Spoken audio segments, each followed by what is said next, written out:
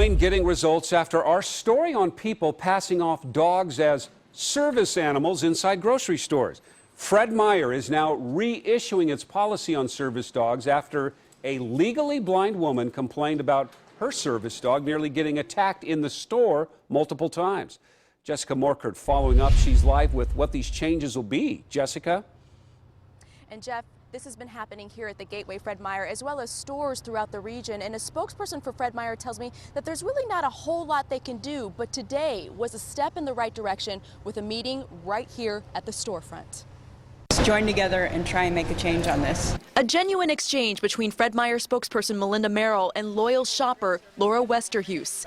Today the two briefly traded places, experiencing the difficulty of walking through a grocery store seeing pitch black. And I am glad about this story because this has got to raise to the top. The task is made easier with a guide.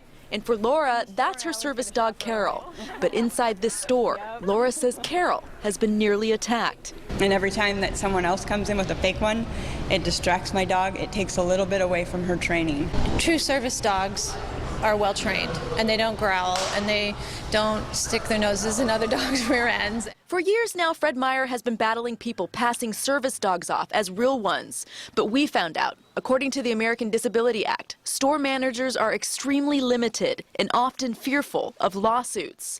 If it's not readily apparent that a dog looks like a service animal, managers can only ask two questions. Is the pet a service animal?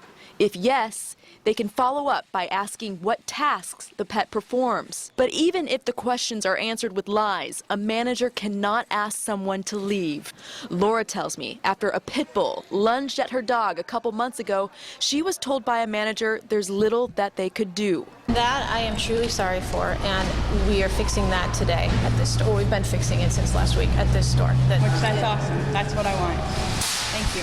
Of course. After a story last week, Fred Meyer tells me they're now reminding managers about their policy on service dogs and reminding them that if a dog growls, attacks, licks, or sniffs merchandise, the owner will be asked to leave.